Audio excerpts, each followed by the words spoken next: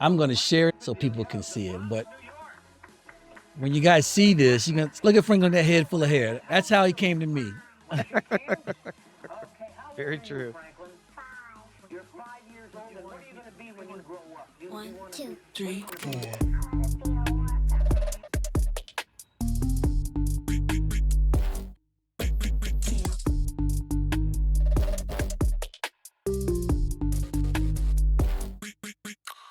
Do it, watch.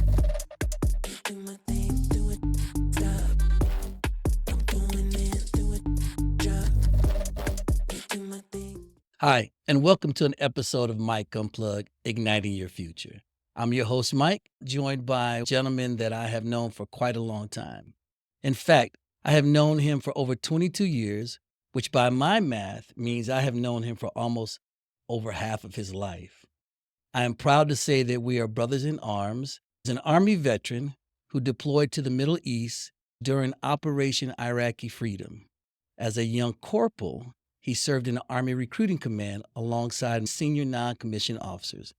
Some of his past work includes managing the Lakeland Division for Clever Investor, founded or co-founded several nonprofit organizations, including Hope for Homes.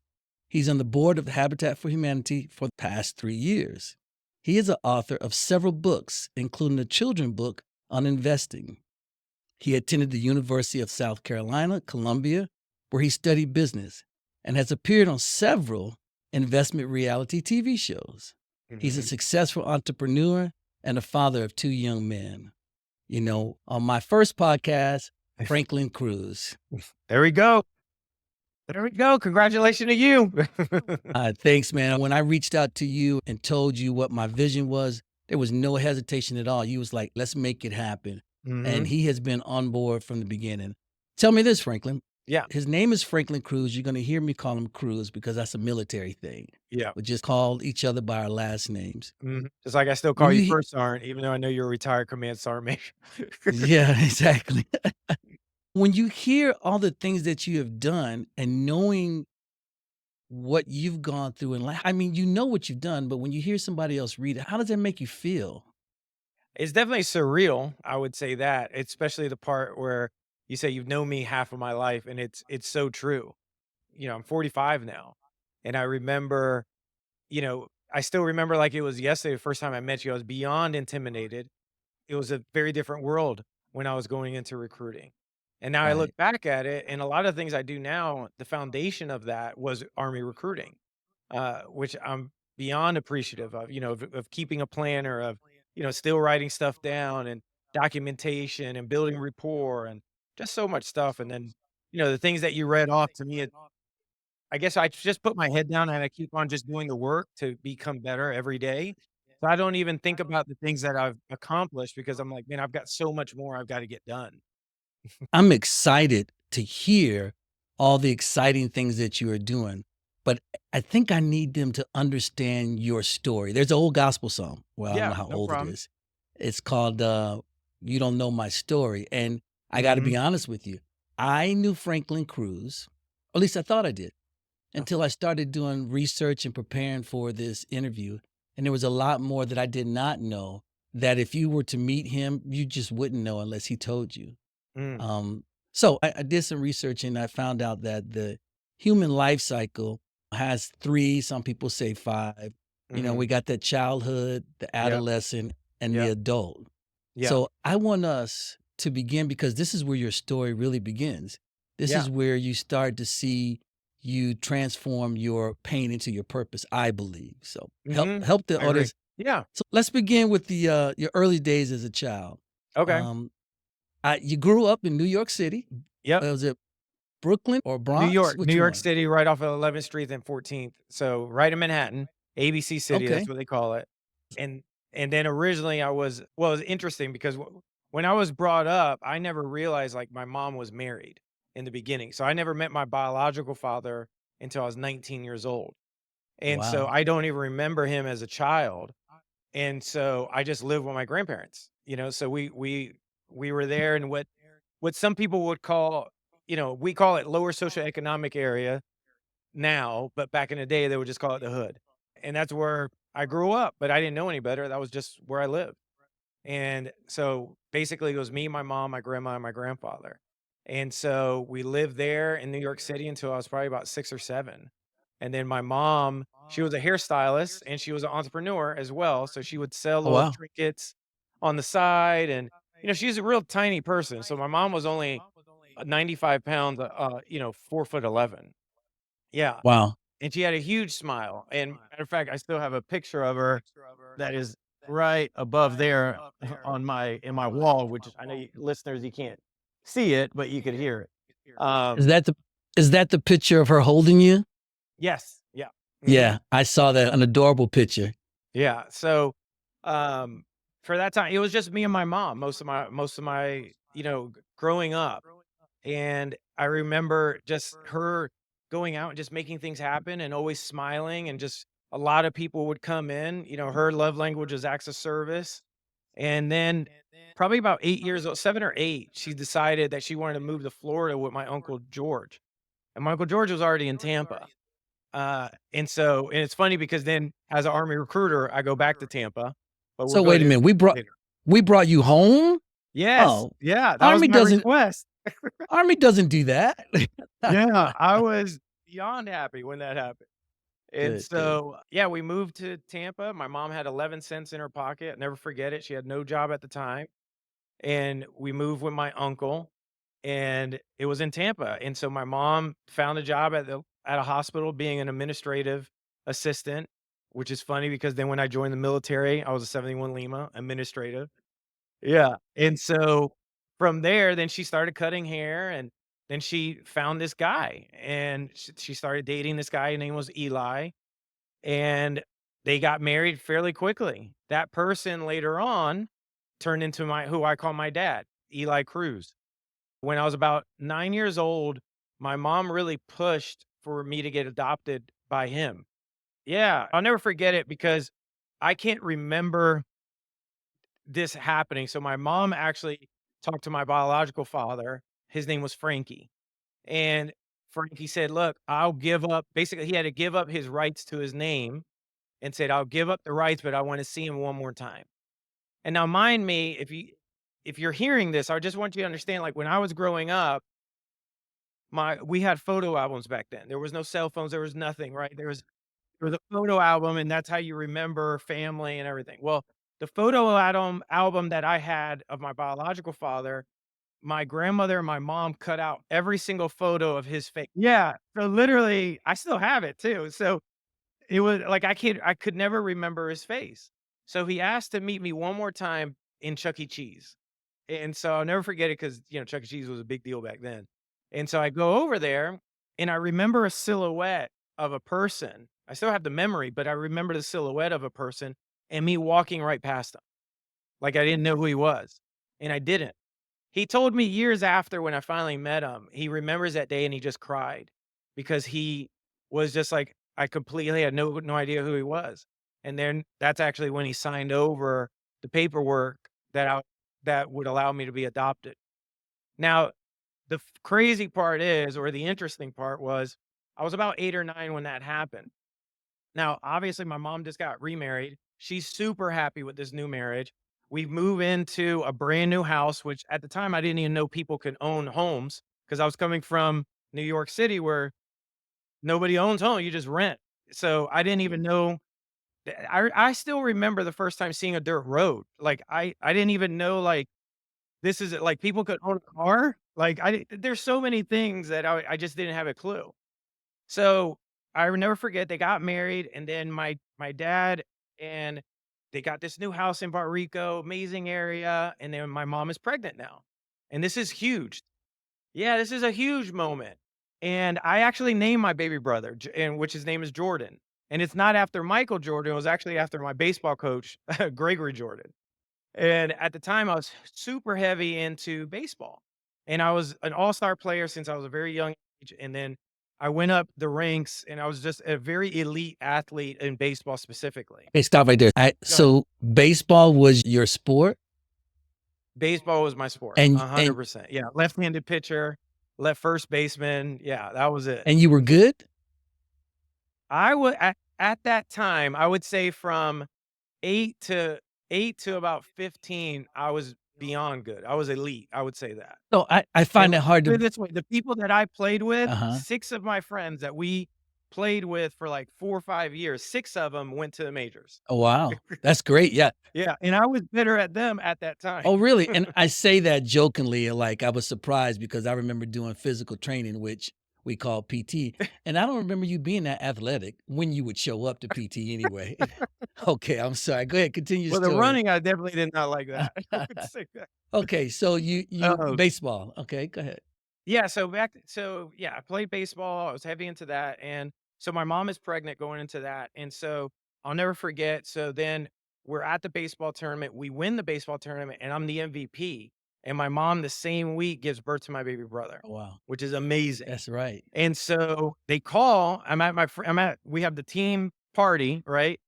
And the next morning, they call my friend Bubba's at Bubba's house. Literally, his name is Bubba. They say, "Hey, we got to go to the hospital. Your mom's born, or your baby brother's born." I said, "Awesome." So we go over there, and then out of nowhere, everybody is crying, and I'm like, "Oh snap! What just happened?" And I'm asking, like, "What's happening? Why is everybody here? First of all, and why is everybody crying?" My dad comes to me and he says, "Look, I'm sorry to tell you, your mom passed." Oh, So my wow. baby brother lived, but my mom passed, and I was 10 years old at the time. And right there, that was a huge moment of my life because literally my mom was everything to me. So she was my connection to everything. And from there, now I'm into this what is going to happen now? Yeah, Because now I'm adopted to a new family who I call my family's new. You know, now I'm a Cruz instead of Padilla, right. which I do like being in the front of the line, but still, Yeah, okay. From there, everything just transformed because my who I call my dad went through a huge depression for years that I actually lived with his parents. I lived with his parents, which is my grandparents, for probably about 3, 4 years. And it was a very different time frame for my life yeah. when it was like, "Okay, how are we gonna play this out?" And my dad always had a saying too, he said, you know, I would ask him for things and he just wasn't mentally there, so he's like, "Well, if you like it, you go figure it out how to buy it." Mm, And I was like 11 wow. when he would say stuff like that. But it also gave me the fortitude to start figuring out how to create income on my own. Mhm. So I actually did. I started cutting grass. I would call the for sale by owner signs and I'll say, "Hey, my name is Franklin Cruz. I'm 11 years old. I'll cut edge and blow your grass for 20 bucks. Can I start now?" And that worked. And that's actually how I met my very first real estate investor was Mr. Larkin. I was about 11 or 12 because of those phone calls. He said, "Son, I like you. I got 5 other properties over there." And I was like, "Sir, I'll cut them all. No problem." And then I started working for him during the summer. And then I'll just never forget. It was like, I always figured out how to be resourceful. That Yeah. was kind of thing. And Mhm. and you still tie into this day. I wanna take you back to something you said, and you said that it was just basically you grew up for a while in a single parent home with your mom. She had made a Mhm. decision which was very unusual back in that time. She made a decision that to remove you from a situation that just wasn't a good situation, if that's my understanding. Do you Yeah. have any Mhm. do you recall any of that or. The funny part is I really don't. All I remember what I think are dreams more than anything else. I Yeah, can't really put vision behind it. I just remember the stories though. That I remember. I remember the stories of my biological father and you know the things that he would do to me as a child or my mom, but I can't remember any of it. I just remember the stories. right. You know, so to me it was okay, you know, it must have been really bad that I was literally, you know, my mom divorced her when I was about 1 or 2 years old. Okay, yeah, you were still a So, baby. I was still a kid. So, it's like one of those things I'm like, "Okay, I don't understand why," but at the end of the day, it turned out in the long run, it turned out to be the best decision ever that my mom said, "Hey, we're gonna get out of New York. We're gonna go to Florida. There's more opportunity there." And I remember asking my uncle, I was like, "Why did my mom just out of nowhere?" Because dude, she had a ton of friends. Right. Like, you see pictures of my mom, she's smiling all the time. She cut you know, she's a hairstylist, and she Oh, graduated yeah. from New York. Yeah. So everybody loved her. and she was very outspoken, a very just a great human. I mean, put it this way, in her funeral in 1990, over 300 people showed up Ooh, to her yeah, funeral. you're right. And this is 1990, before cell phones, before beepers, before emails, like, to coordinate 300 people, that means that person, to me, in my mind, like, that's special. Touched a lot of Some lives. That's right. She touched a lot of Yeah. lives. And what I pick up from you with that time that you grew up with her, and I don't know, how old were you when she got remarried? I was about 7 or 8. And then you pretty much grew up in a single parent home till about 7 or 8. Then who you call your father came along and adopted you, which is an amazing story in itself. And you kinda Mhm. grew up as a single child. So I Oh, yeah, 100%. Beyond spoiled. Right. Yeah, beyond, like, anything and everything, 100%, until my mom passed, then everything changed. Changed, exactly. But, I Oh, guess yeah. where I was driving, that you had to have had a remarkable bond with your mom in that 7 years before you got introduced to an addition to your family. So, I mean, did you Oh, remember yeah. that bond with your mom? Oh, yeah. I remember I still remember that I slept in the same bed with her, like, until I was, like, 6, and I still remember just so much, in a sense of her cooking for me, us talking, us, going to school together, us going shopping. I still have the last baseball pack that I bought with my money, but she took me. Uh-huh. And then at the time, it was 1986, and I'll never forget this because it was a 1986 Don Ross baseball pack. Back in the day, that was a big deal because back in 1986 is when Jose Canseco came out. And if you remember Jose Canseco in Yeah. baseball back then, he was a big, big, big deal. He was beyond good. And his rookie card was a 1986 Don Ross that was worth $100. Now, back then, that's like you saying a card is worth 10 grand. Like, that's a Exactly. lot A of money, money. yeah. And I never forget, it was I was with my mom at the baseball at the sports card center. I picked out the Don Ross. It was a $10 pack. It was super expensive. I picked it, and literally the 3rd card I No pulled way. was a Jose Canseco rookie card, which I still have. Yeah. I don't wanna know the value because I don't want you to be thinking about it, but that's sentimental definitely Nah. of a Yeah. bond again of you and your mom.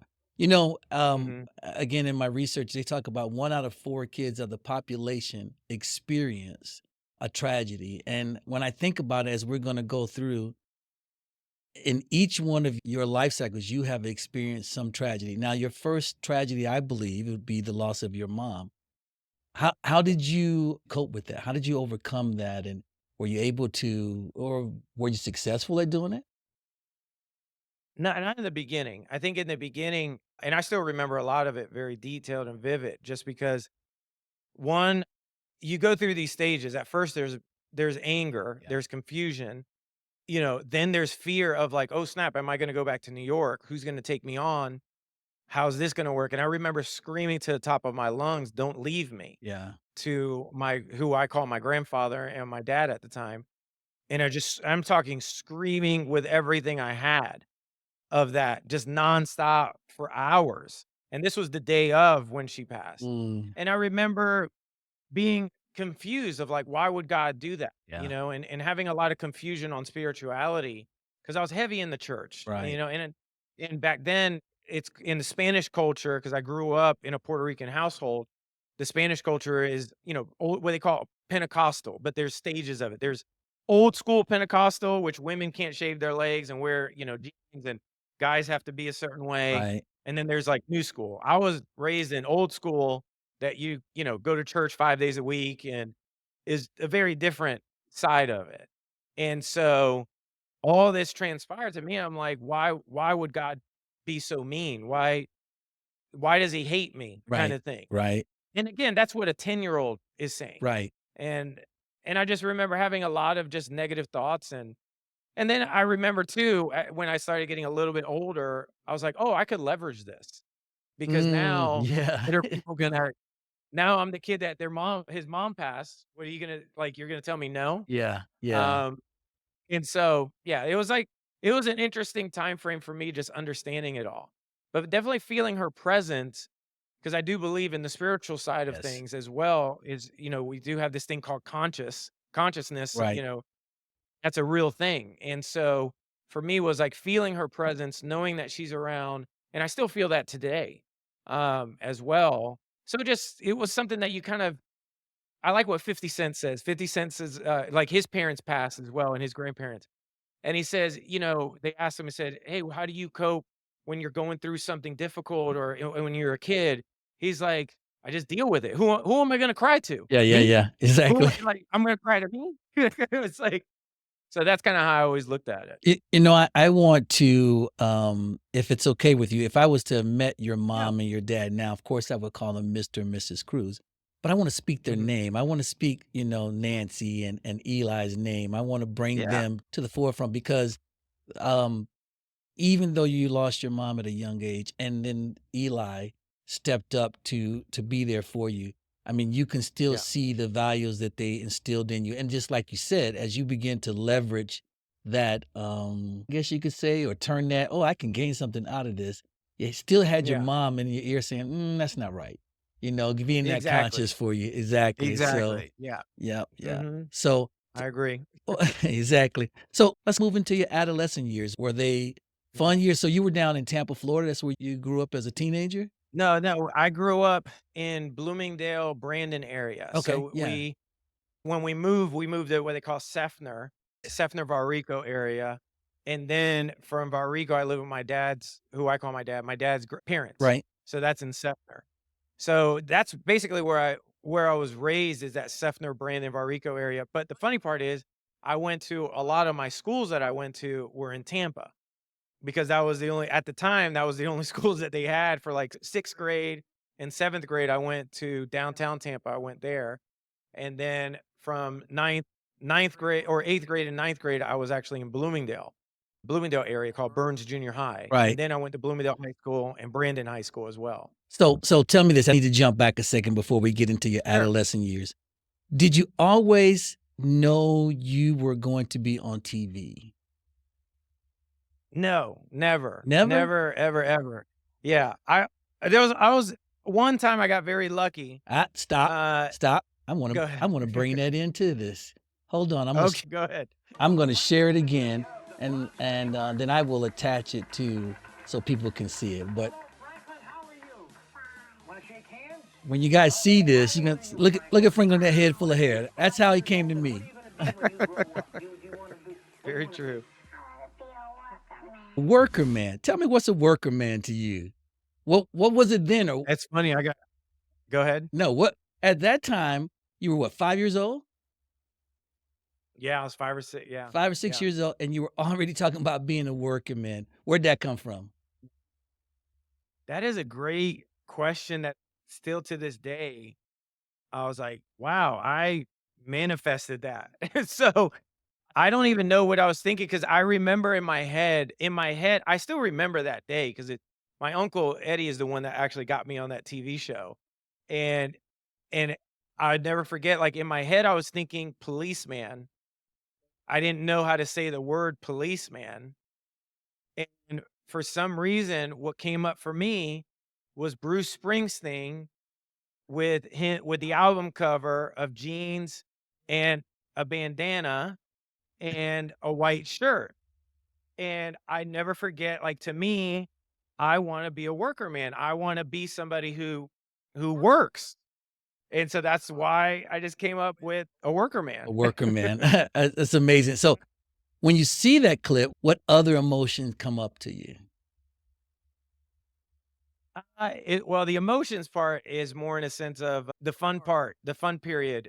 That because I still remember when he asked me the question of, how many bones are in a giraffe's neck. That was the question Really? of Okay. Uncle. Yeah, and I remember him leaning in, and nobody could hear it, and he said, "It's 7," and then he backed off, and so I said 7, and I looked surprised, but I knew the answer, and then that's actually I won a prize. So for me, it was just a good fun period of my life, just a kid, and then, always being around my uncle a lot too, and my Uncle Eddie was huge in the movies, And so just all that was just fun, love, and just a good time. Great memories then, definitely great memories. Oh yeah, When I oh, saw that, I 100%. was like, "Oh, I've got to put that in there."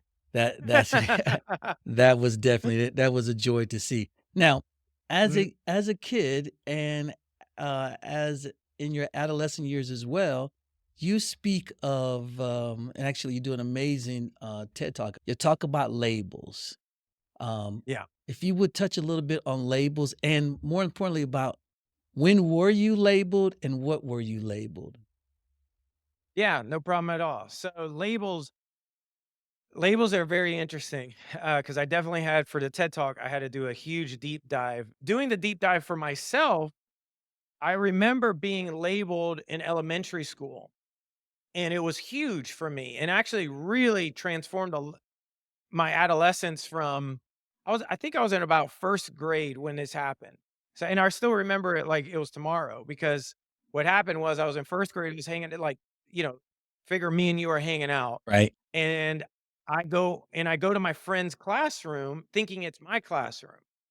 And so they said, "Hey, no, Franklin, you're in the portables." Now back then, there's normal school, and then then back then, it wasn't called a portable. Actually, it was a small house that was a half a mile away from the actual school that I went to at Sefner Elementary School.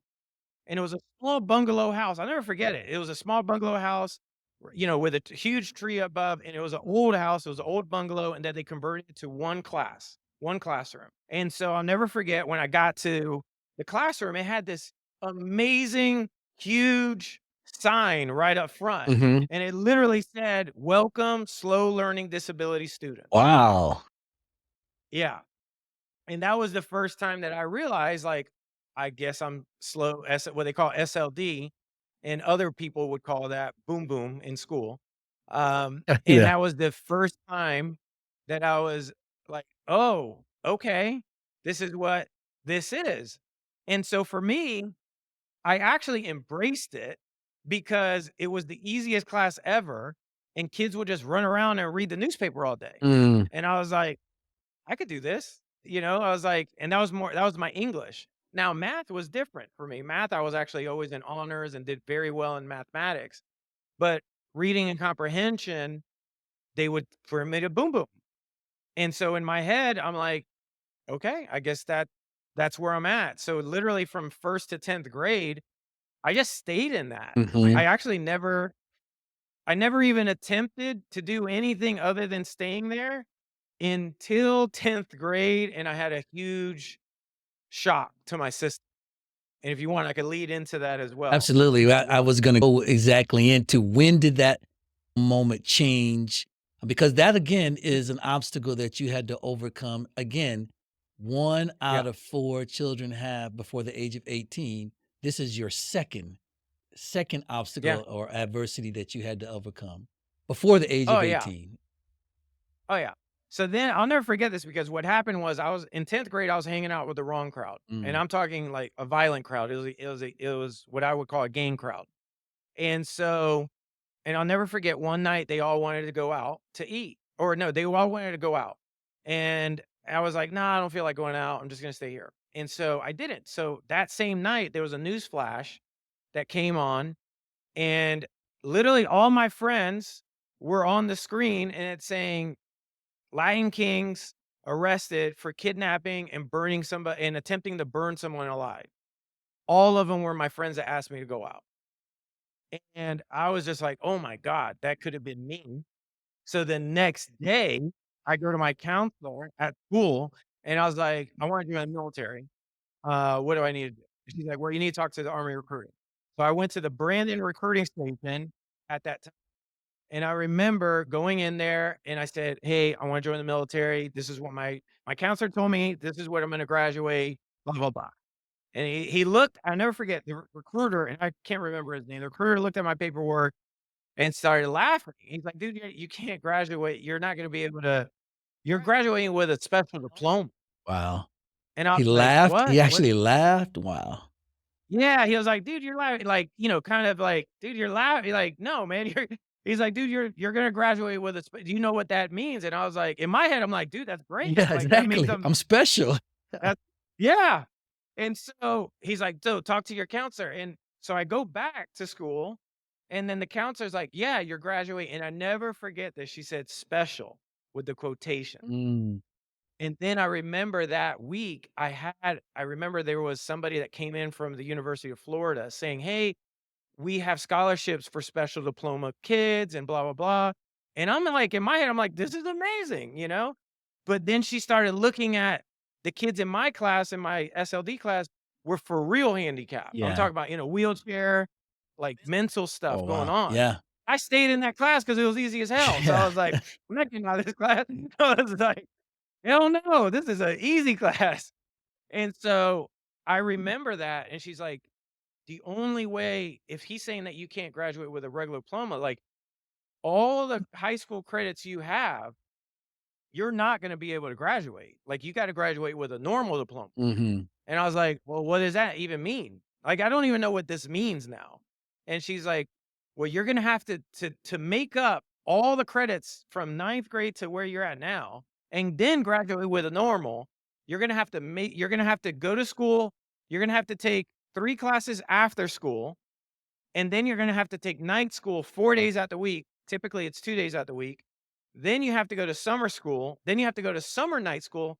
Some of this shit I never even heard of before. And then you have to do it again your senior year. And then if you miss one class, you won't graduate with a regular diploma. You literally have to go to all normal classes, take 3 extra classes after, take night school 4 days a week, do that in the summer, and then do it again your senior year." So tell me this before you go on with that. When you heard that, Mhm. what were emotion? What were you thinking? Did you think I can do this, or man, this is going to be a tough challenge? No, I was just like, "Game on," because to me at the time, I was like, "I'm not gonna be like these guys. Like, Right. I need to get out of here." Right. So to me, and at the time, I started working at Terminex when I was in about 10th or 11th grade. Really? And at Terminex, I was a pest control salesman, but I was really good at it. So meaning what I mean by good, I'm talking about results, meaning my results were I was number 3 in the nation and I was doing it part-time. Wow. And I did that for about 6 months. I was number 3 in the country. And I was making at this is in 1980 19 no, 1996. I Mm. was making like 2 to $3,000 a month Mm. in high In school. high school, that's And great. our Yeah. yeah, and just to give you perspective, my dad worked at the post office and he was making $3,500 a month full time. Ooh. Yeah. So, I remember getting checks and I was like, "Oh, snap." And my dad was like, "What?" And at the time, that's when it clicked. I was like, "Oh, sales is like, okay, like you could do something with this." And so, I just remember I just asked her, I said, "What do I need to do to get this approved?" She's like, "Well, we gotta have a meeting with your parents." My Mhm. dad then got remarried, so I needed my stepmom. Then we've got to meet the principal and the assistant principal and the guidance counselor. We all have to have a meeting and we all have to sign off. And you have to sign off because this schedule is hard. Mhm. And I kept my job in between. So I literally kept the schedule of, thank God at that time, Bloomingdale High School had a shift. And we had such a huge influx in high school of people that they had 2 shifts in my high school. You had the 6 a.m. to noon, and then you had a 5 then you had 1 o'clock till 5. Okay. That was literally the shifts of going to Oh, school wow. in Yeah. my high school so I thank God I was in the morning shift, so I would then take 2 extra classes, but they allowed me to have OJT as an extra class. So that means on-job Right, training. right, right. Go to work. I had to keep a job.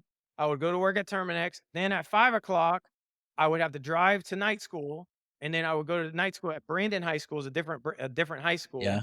and then I had to do that 4 days out of the week, and then during the summer, I had to take summer school, then summer night school, and then senior year, I did the same rotation, and then the night before graduation, before walking, I had my very last night school class, which was computer science, and I passed. And so because I passed my adult school at Brandon because at night school, just FYI, that you go with adult. It's Mhm. not Mhm. like a high school with like it's grown ass man with beards Right. there.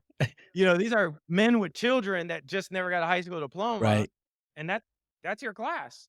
And so the night before, I passed my class and I walked the next day and I graduated high school with a normal diploma, joined the military, and then shipped out in October to Fort Knox, Kentucky. Now, that was a lot, especially back then, and I'm not sure that during these times that they would put that much pressure on a young teenager. What do you think they saw in you? Because that took a lot of trust in you for them to decide, Yeah. okay, well, let's put this together for him. What do you think they saw in you? I think for me was just I was at the time, and you remember you actually remember this. So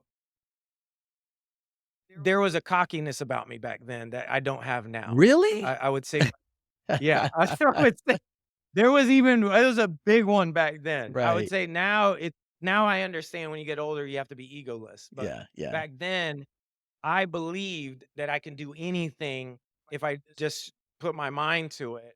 And then even, backing up right before that incident happened, I was in ninth grade and I made my high school baseball team, my varsity high school baseball team, and I didn't go to the school. So I just want to put in perspective, like Really? Wait a minute. I wanted that so bad. Explain that. Yeah. Yeah, explain So that I again went now. to Burns yeah, so I went to Burns Junior High, okay? So Burns Junior High is not Bloomingdale High School, so just FYI. But I found out through the grapevine that Bloomingdale High School was gonna have an open tryout, and that if you were gonna go to the school the following year, you're allowed to try out. Now, the probability of you making it is like 0, Okay. okay? But you're allowed to try out. It was a week tryout. Now, the only catch is my dad worked midnight shift.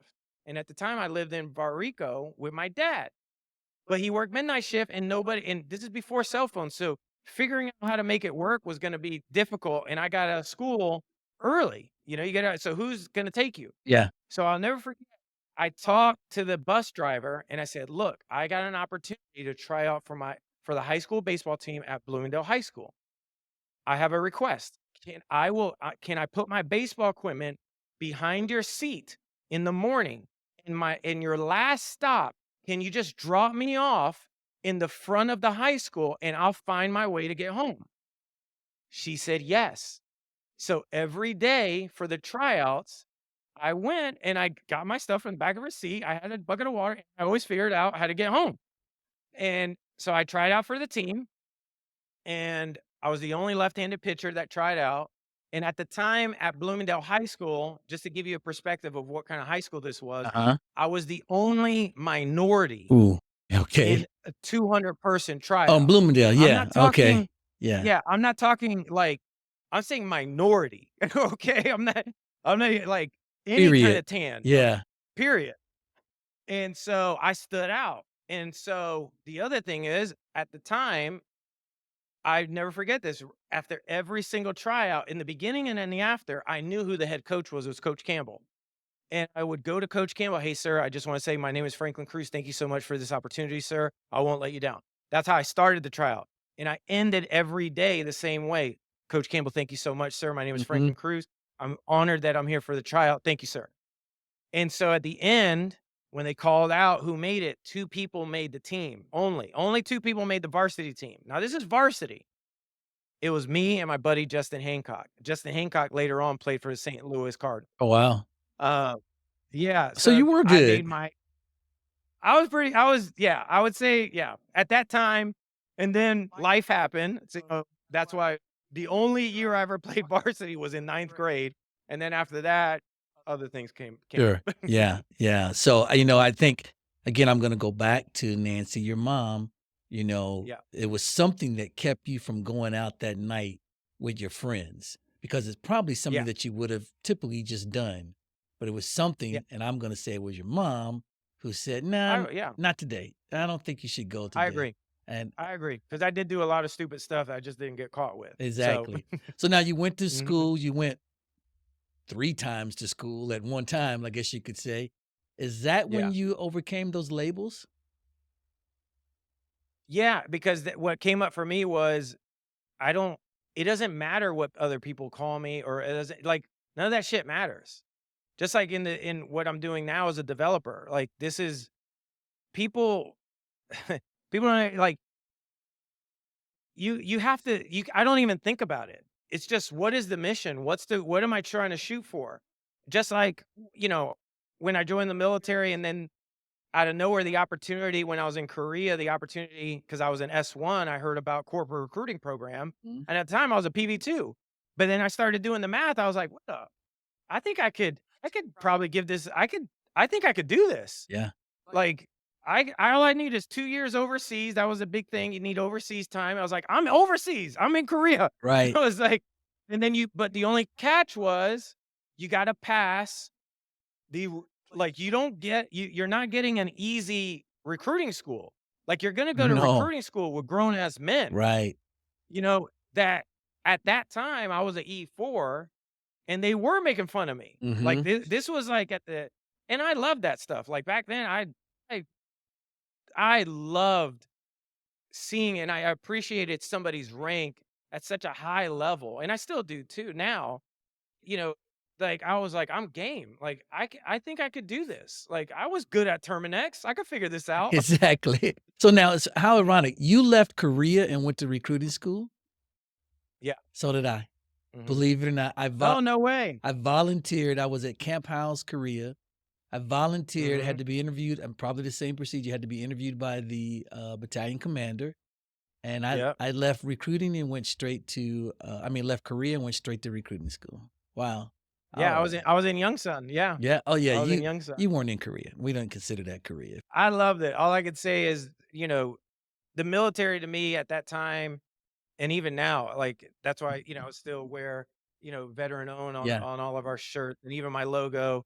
Um, it was just such a blast. I loved every ounce of every experience I had from the minute that I joined to the minute that I chose that I'm good was just amazing. So now I wanna make sure, I believe you deployed to the Middle East before going to Korea? Or was that after No, no, no, recruiting no, no. school? After recruiting? That was after actually, I didn't re-enlist to stay in as a recruiter because that's after 9/11 happened. Oh, okay. That's right, So, yeah. yeah, and it was interesting. I was just telling my girlfriend about this because she doesn't understand ranks Yeah. and everything else. Because she looks at my uniform, and I was like, "Look, they're in recruiting." Okay, so if you're listening to this and you don't understand recruiting, even though we're talking to the master, so I know Sergeant Major Williams here. So recruiting, when you first join, you have a silver badge, Mhm. and so first of all, just to pass recruiting school, to me, I'm just saying to me, it was beyond hard. Like, in my world, you have to memorize entire scripts, you gotta understand the protocol of, like, how to establish rapport, how to be with people, how to ask certain questions, how to make eye contact, how to follow up, like, at the time, I was 21 years old, like, I was like, "What?" But I could appreciate it because of the level of the trainers and the recruiters at the recruiting school was just unbelievable. Mhm. Like, and I never even forget, we used to say our recruit teachers, they would float, they wouldn't walk. Yeah. Like, they were just so smooth. Yeah, yeah, And so when you see a silver badge, now these guys had gold badges. yeah. So when I joined, I was a gold badge recruiter. No, I'm sorry, a silver badge recruiter. Right. And then you see people like Sergeant Major here, he had a gold badge with all of his sapphires, all the diamonds, and we're like, "What is that? Yeah, yeah. What is this?" And so in your head, you're just like, "I want that." And so I was very honored during my time frame that I was able to get all the gold badge and, all 3 sapphires, and then I still remember, I was like, "Man, should I switch over to 79 Romeo and go for the ring?" And I was like, but then 9/11 happened, Right. and then I was like, "I'm out." I was like, "I'm out. I wanna go." If I had the opportunity to fight at that time, uh, I'd never forget 9/11 because I was still Army recruiter, and that for me, and I still remember, your leadership during this time frame, and I was very blessed to re-enlist and get Central Command, and then I was a general's aide at that time, and then deployed for Operation Iraqi Freedom and Enduring Freedom. So check this out before we go further. There's something else I wanna share with you. Okay. Let's see what surprises you got. Yeah. It's a picture of the mission bell at the battalion headquarters. Okay. If you remember, I'm gonna post it. I'm gonna make sure I send it to. I actually remember this. I think you were laying down Yeah, almost, like, you were s take a look at it and tell me what you remember about those times. well, one, I remember nothing but fun. Like, it was t for me, and anybody who's listening to this, just picture, like, I'm 21, at the time, 21, 22 years old. Um, I'm with these amazing leaders, like, high-ranking soldiers that sometimes, like, Sergeant Shaw used to give me a hard time all the time. Yeah. Um, but then I was a time, remember, I was the only one in my station, and I had a large station. That just means we had, over 6 people in there, so I think we had 8 or 9, Right. and I was the only one single at the time that I remember, and I drove a black Mitsubishi Spider convertible, and I had my own apartment You see my that f was down the street from it. so everyone, you see my fears I had with him coming in as recruiting? Oh, yeah. Yeah. Now the thing is, thank God I had a very great upbringing Yeah. of being scared to do anything wrong. And so for me, I knew, like, okay, I'm at these schools, I am getting hit on a lot, but I need to keep it professional because I'm seeing, first of all, to me, if my job is to recruit, I'm going to recruit, and that's it. Right. Again, you impressed me with your maturity level. First challenge, you have the loss of your mom. You overcame that. Mhm. Second challenge, Yeah. the labels that you had at school in your Mhm. adolescent years. All right. So now Mhm. we are in our 40s, and you speak of this Yeah. in a little clip you do. And boom, we're Mhm. hit with adversity again. You want to talk a little bit about that?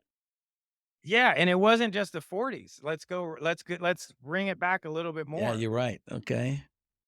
So so when I got married, I was raised in a way that there's no such thing as divorce. I never saw anybody in my family, who I was raised by the Cruz family. Until to this day, nobody's ever got a divorce in the whole family. I'm not talking about, like, all my uncles, all my aunt, like, nobody's ever got a divorce. Even though my grandparents at the time, I remember they hated each other, but they never got a Yeah. divorce, Yeah. right? It's just one of those things. So when I got married, I always had that thought process. And so, and I always knew I would marry somebody with a kid and I would raise them, because that honor, that was, somebody did that for me. And I Hmm. always wanted to do that back. And I was honored to do that. And then, right out of the military, 2005 is when I got married. And so about 3 years in, we actually had our first separation. So I started going through these kind of, and Challenges. then we went, yeah, some challenges, but in my head, you just don't quit. There's no back door. Right. But there was some serious challenges because, now I'm out of the military. Now I'm doing real estate. Now, I've got a family, and there's the certainty of the military is no longer there. The Hmm. certainty of a check. So Right. now you've got to create, Right. and then you got a family, right? And so for me as a man, like, you got to make it. There is no excuses of, like, hey, this deal. No, no, your kid is hungry. What does that have to do with anything? Right. Do make it happen. And so the marital challenge was very early, but I'm thankful for it because then there was a time frame that then we separated for a year. And I thought it was a divorce that we're gonna have, but that allowed me to dig really deep into personal development through an Hmm. amazing organization called Landmark Education. And then I went through all the leadership courses for about 3 years in Landmark Education. And it really taught me a lot of things about myself and, basically, like, how do I wanna create the power of communication, just a lot of things. Hmm. And at the very end of it, we decided to get back together after a year of being separated and say, "Hey, we're gonna make this work."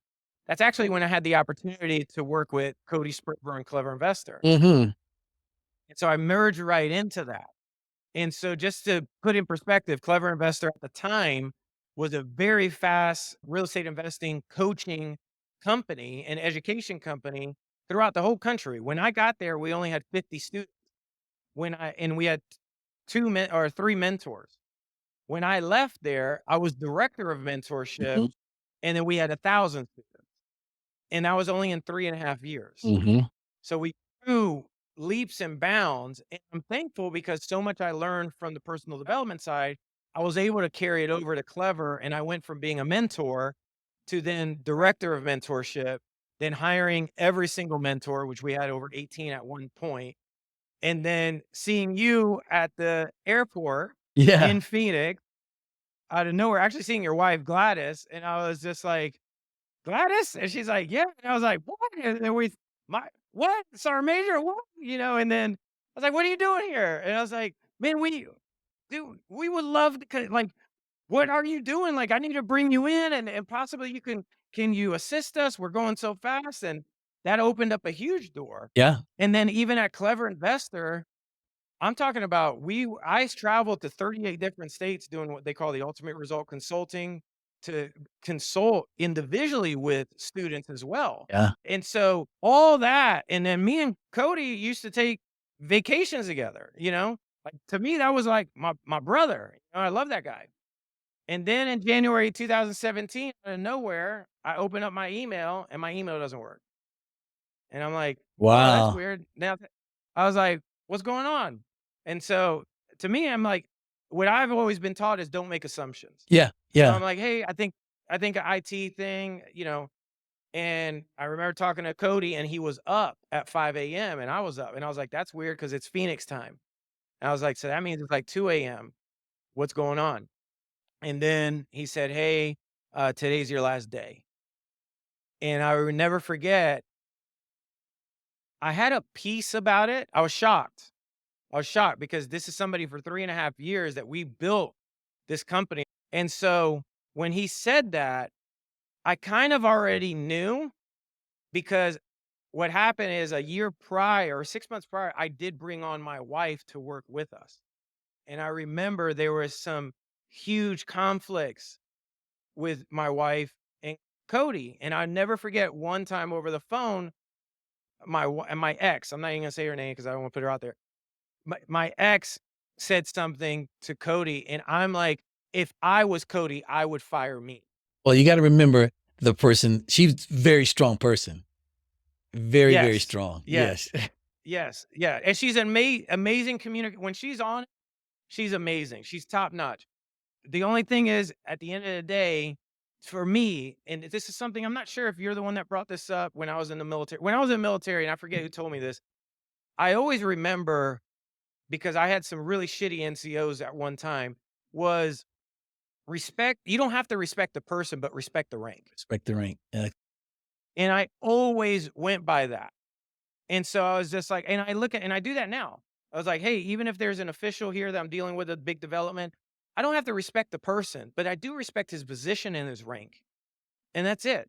For me, whenever you're working with somebody or whenever you're collaborating, respect where they are. If they're the ones paying you specifically, like, hey, respect that position. And so when that happened with Cody, I was heartbroken because I was like, man, we could have done it a different way.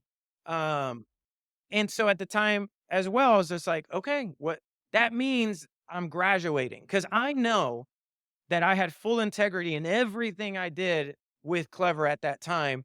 And I didn't leave anything behind. Like I put 100% of my life, soul, and everything to make it the best company possible and never be given a check, but I know I earned my check, if that makes sense. So that was actually like a huge item that happened in my life. And at the time I was in my late 30s.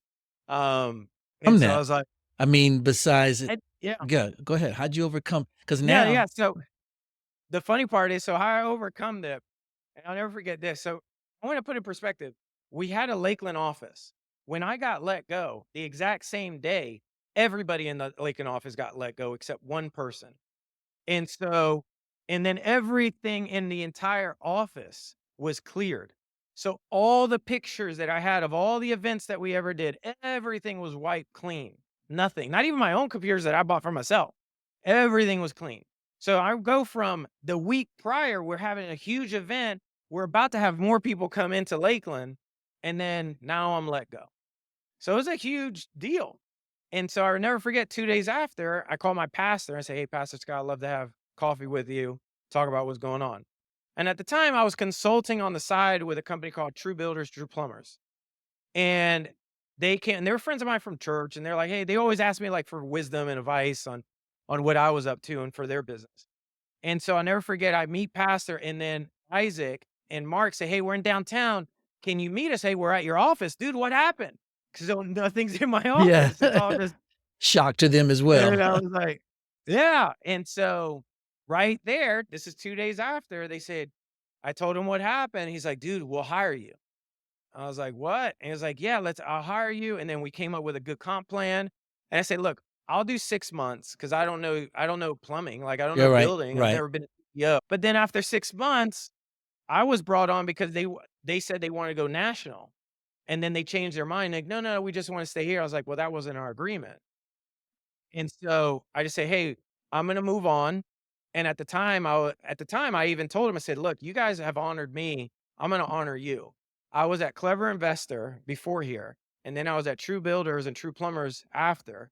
So I would love one day to be called. I'm gonna see if trueinvestors.com is available because it merges both of the companies that I'm honoring. Okay, And it okay. was, and True Investors actually was born because of that. Okay, so stop there because we are going to close out with where you are now. So Yeah. you just threw another obstacle with the changing of work and the way that whole thing kind of went down and shock to your system that was obviously. But then starting over after 40, and you named 5 lessons that you learned. And I want to spend just a little bit of time of talking about that because I think that those Yeah. lessons that you talk about are very valuable and someone can definitely pick up. Maybe all 5 don't work, maybe all 5 does work for them. So let's talk Mhm. about that a little bit. Starting over after Yeah, that's not a 40. problem at all. Probably I'm gonna bring up the 5 lessons because I was like, I add so much to those lessons on a daily basis now. Yeah, because number 5 Um, had about 5, 6 or 7 additional stuff to it. I was about to say. So I would say, and there's actually a lot of lessons on here, but one of the biggest one was killing my ego. That was the biggest thing. Is what I've learned is, and this was like I've had more stuff that happened other than just that divorce, because it wasn't just starting over. Just to put you in perspective of, like, anybody who's listening to this, that would have been easy. Mhm. It was it was me and my wife, she saying, "Hey, I want a divorce."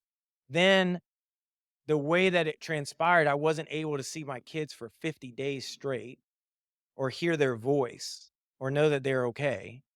So that was a huge item. And then later on, finding out the same person who was in my 5-person Bible study, who we were just praying for because he was going through his divorce, was now seeing my wife, who at the time was my wife. And now later on, just FYI, they did get married.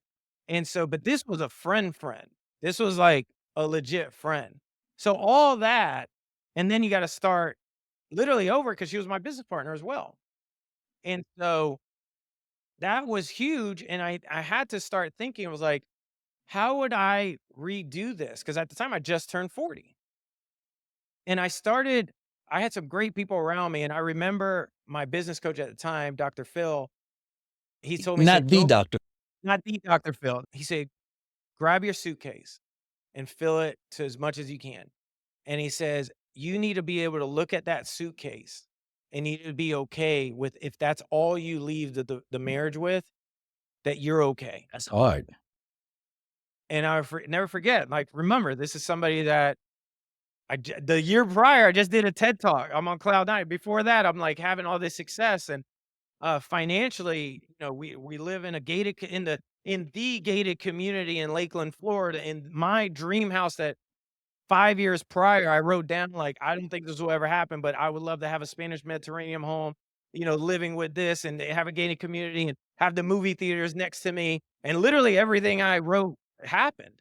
And so now to reset, and then also with the kids, that was the biggest one was the kids, because I was beyond active. I was so active when I was at Clever, I would fly out to do a URC, fly back for my son's baseball game or wrestling match, and then fly back again to another area in the country, so I wouldn't miss anything.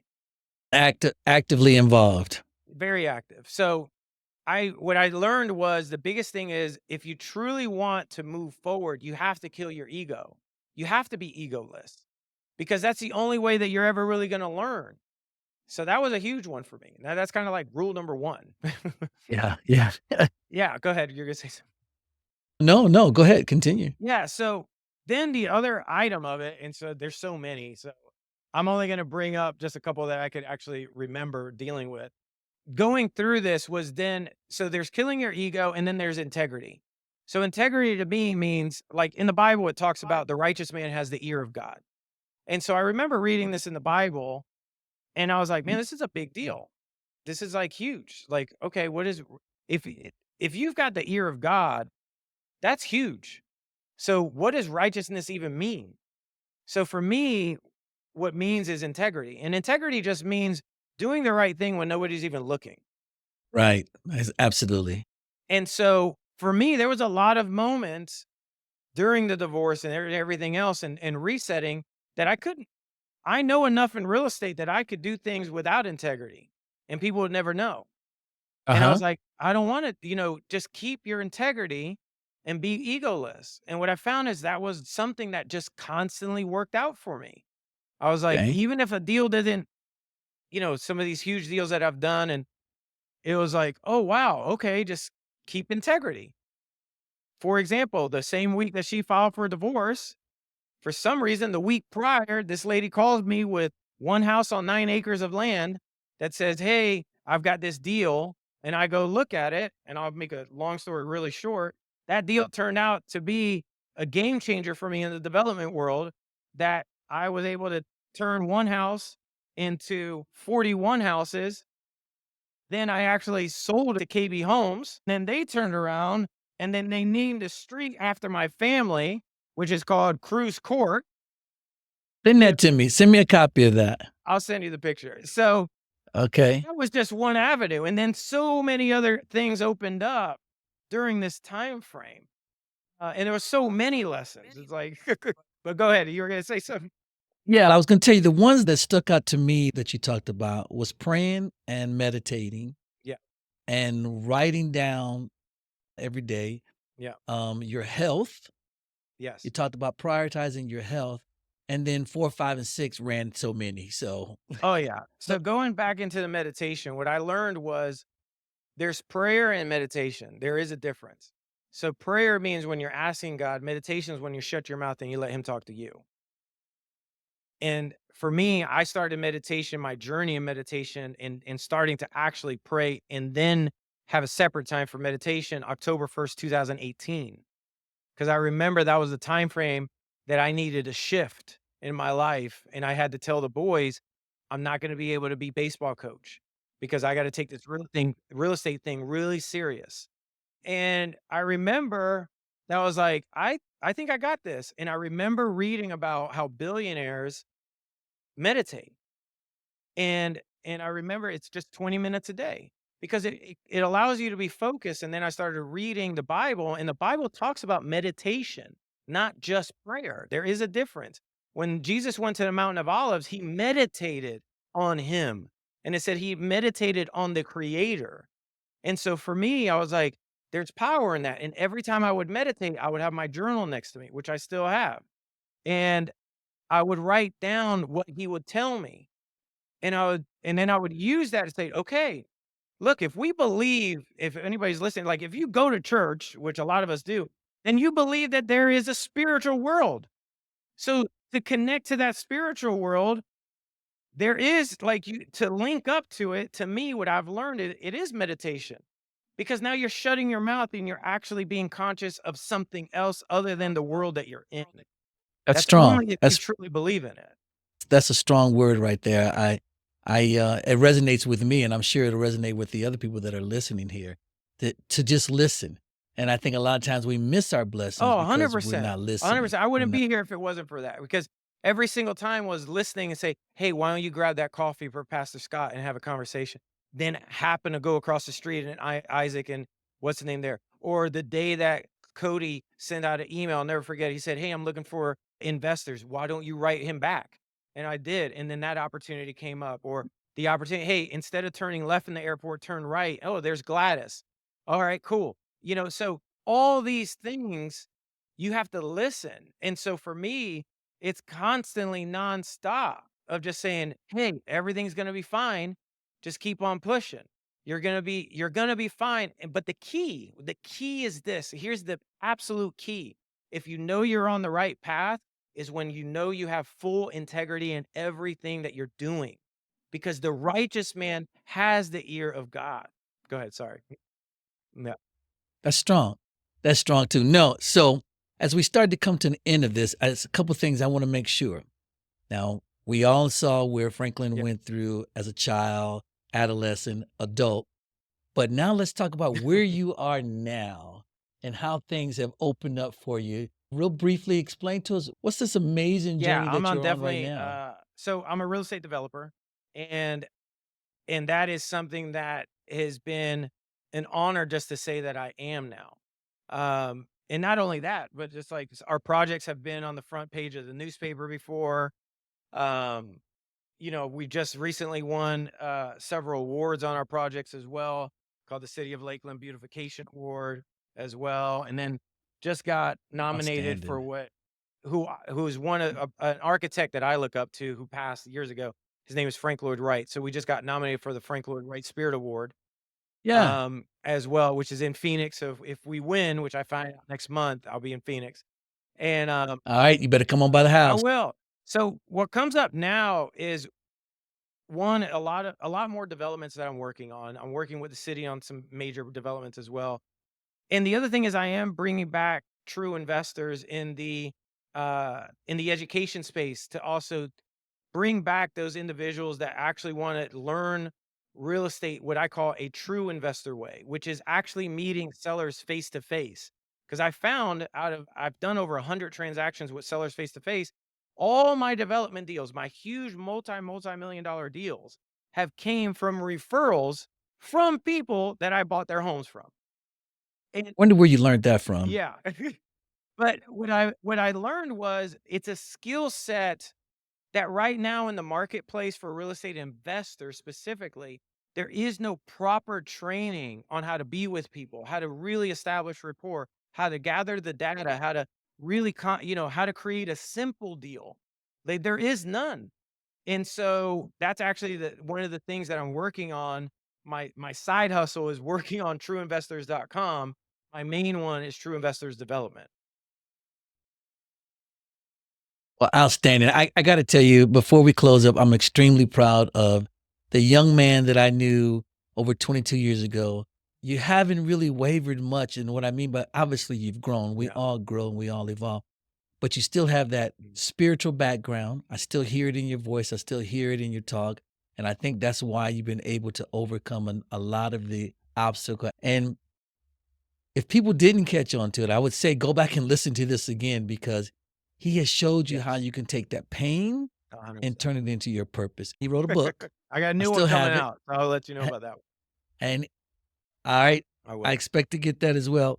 But something that stuck with me when I read the book the first time and when I went back, and now I'm not a Yeah. realtor or in real estate, but it still was a lot of great tips. And I'm not going to go through each and every one of them, but there was Okay. something that stuck with me. In your book, you wrote about the four, or actually you wrote about four things, but one of them was the three amigos: rejection, Yeah. poverty, and Yeah. failure. Your three amigos. So Talk rejection, about poverty, that and briefly. failure, what happens is they typically happen and they're always gonna happen. It's just how are you gonna handle it? So you can have failure, but then you could look at, oh, I failed, or what did I learn from this? Or if I have rejection, you're like, all right, one door closes, another one's gonna open. Right. So there's rejection, failure, and poverty. And then poverty is really what you think is poverty. Because what I've learned now, and the update to the book would be what I've learned now is the only thing that's separating you literally from anything that you want, anybody, anything, especially if you live here in America, is specific skills to get there. That's it. You just don't have the specific skills to get there. So if you want, for example, we're doing this podcast with you, Sergeant Major. So you want a million person listener and a million downloads? Great. So what happens is you just don't have the specific skills yet to get there. And it may be time, it may be understanding how to cultivate an audience. It may mean how to do some advertising and some marketing. All it took was for me to keep, I wouldn't say messing up, but I would say it was the lessons. Because every single time I would always, and Cody actually taught me this, and I'll never forget, thank Cody for this lesson. Every single time something went sideways at Clever, Cody always asked me the same question. What did you learn from it? Always. He said, what did you learn? And so Good. every single That's good. time I would There's a ask, I lesson would in say, everything. okay, this is what I learned from it. Okay, this is what I learned from it. And he was like, okay. He said, then we could move on. You cannot, the person with the ego is gonna be like, I didn't learn nothing, man. I don't know what you're talking about. That person right there, I just want to give you a heads up, you'll always be a failure. Always. There is no exception Yeah. Yeah. ever of a person with that kind of mindset that you won't fail, because you'll fail and always have excuse upon excuse upon excuse. For me, Always yeah, somebody always. And else's so for me, it fault. was just like, nah, there's Yeah. the three amigos. And then what I've learned as I got older is like, what did I learn? What did I learn? That's it. Just what did I going through a divorce? Okay, what did I learn? What did I learn from this? Hey, at the end of the day, I'm grateful for the time frame that I was married. There was zero resentment over anything at all. I am beyond grateful. You're learning and you're winning. All Yeah, right, Franklin, last question. Well, I always say that. I have a bad it's habit all of good. saying one more thing. That's what my kids and everybody tells me. Um, Last question. If you could have dinner with 3 people, who would they be and why? And it could be someone that's currently living or deceased. Interesting. Yeah, so probably that would be easy actually. Number one would be my mom. Number two would be Elon Musk. And then, yeah. And when you say what Okay. to me, just FYI, and I'll explain. Yeah, yeah, yeah. That's Yeah. for And you. so, That's for you. and then the third one's interesting because it's almost it's between Jesus and Gandhi. Mm. It's between the two. Got it, got it.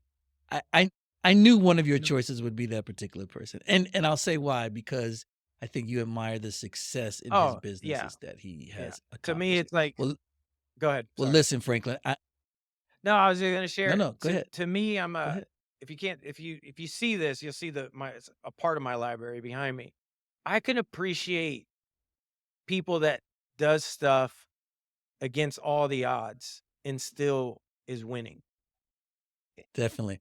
Well, Franklin, I wanna take this time and just Nope. thank you for sharing and being completely open and honest about life. And again, this whole podcast ideal for mine is to be able to share with people Yeah, that you could take that pain that you may be experiencing or have experienced and turn it I into agree. your purpose. And I think you have done that on multiple issues. And I'm excited about, in fact, when I come back to Lakeland, or back to Tampa, I'm gonna come down there and Yeah. drive on your You street come that's by. It's named after super you. cool. You know, it's You could go to Google Maps right now. well, think again, Frank. I will do that. I will do that. I want to thank you again. Just amazing stories, open and honest, and I would say that every listener definitely had to gain something out of this. So I'll leave the last No, word to I would just you. say thank you so much. It's an honor, Sergeant Major. And it's just funny how time flies and this human experience that we have. Because I still remember you closing the door behind us in the back room and say, "Hey, look, we need to talk about your P1, P2, P3, P4 here." And I was like, "Okay." I was like, which is recruiting lingo, and I can't even remember what they all mean. I Yeah, remember two things: was remember feeling not because you're not. I remember thinking to myself, it's like, how many other recruiters does he do with this too? And I'm like, I don't think many. I really think he's really doing this on purpose because he sees something in me. And I remember that. And that was huge for me. And so you left a huge impact on my life because of that I still talk about it today. So I want to say thank you for, all the projects that I do, there is a little bit of touch of Sergeant Major there. So when you walk those streets, know like, hey, you did have something to do with that too. Because if it wasn't for your push and for your hard push too, like you weren't easy on me at all. Um, No, which no. I was just like, man, I think he's overreaching, but he's the first sergeant. He was like, he can do whatever. Last word for you, and I'll be quiet. I'll end it with this. Anybody who's listening, whatever you truly, truly want to do, number one is just don't have excuses about it. Make it happen. At the end of the day, nobody cares about your excuses. What matters is, did you make it happen? Have the greatest origin story that you ever had. Every superhero ever had the best origin story, and they went through hell and high water, but they made it. People will remember you for what you made, not for the bitching and complaining that you do. So just make it happen and no excuses. Hopefully you leave with that. Outstanding. I'm gonna make sure, Franklin, that your TED Talk will be in the link, and everyone click on it, go check it out, All and, right, perfect. until next time, you know, remember to ignite your future. 1, 2, 3, 4.